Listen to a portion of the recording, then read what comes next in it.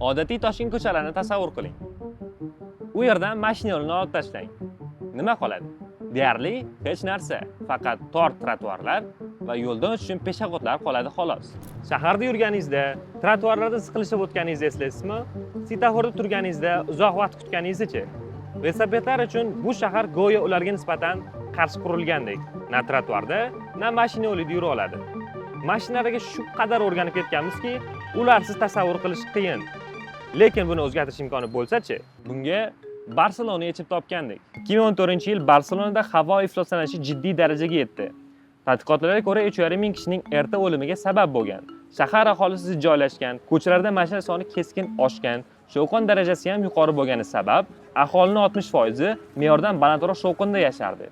Bu muammoni hal qilish uchun hukumat keskin choralar ko'rishga qaror qildi. Yangi shahar konsepsiyasi Superilles joriy etila boshlandi. Hammasi example degan joydan boshlangan. Example so'zi kengayish degan ma'noni anglatadi. Ya'ni o'sha paytda shahar devorlari tashqarisidagi yangi zamonaviy va qulay hayot yaratish edi.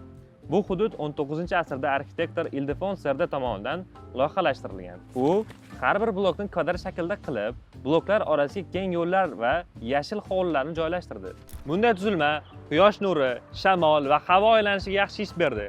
Eng asosiysi bu model super blok g'oyasiga asos bo'ldi. Super blok g'oyasi shaharni rejalashtirish bo'yicha mutaxassis Salvador Ruedo tomonidan ishlab chiqilgan.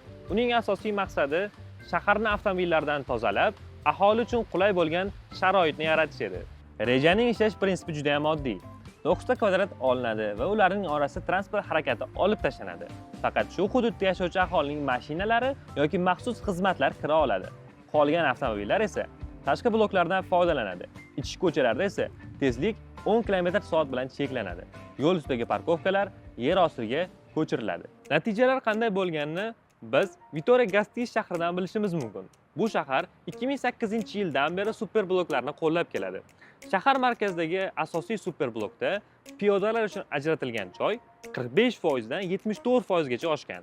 Transport kamaygani sababli shovqin 66,5 desibeldan 61 desibelgacha tushgan.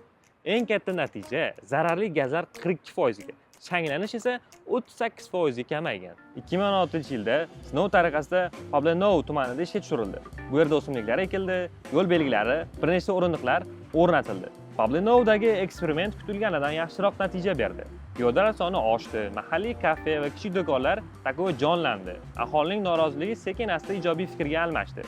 Shundan so'ng shahar hukumati bu tajribani muvaffaqiyatli deb topib, 2001-yildan boshlab hozirgi kungacha tumanlarni super blok tizimiga o'tkazib kelmoqda. Bu milliard dollarlik loyihalarsiz ham shahar hayotini tubdan o'zgartirish mumkinligini ko'rsatdi. Barselona shaharlarga yangi model bo'lib xizmat qilishi mumkin. Bu model Toshkentda ishlashi mumkinmi yoki yo'q? Fikrlaringizni izohlarda yozib qoldiring. Keyingi videolarda ko'rishguncha